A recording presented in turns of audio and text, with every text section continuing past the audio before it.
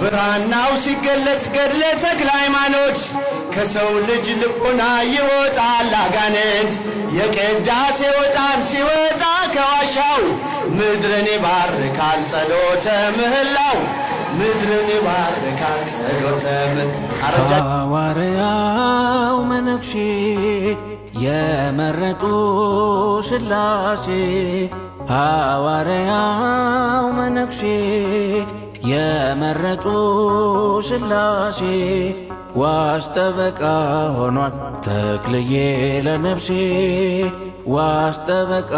ሆኗል ተክልዬ ለነፍሴ ሐዋርያው መነኩሴ የመረጡ ሥላሴ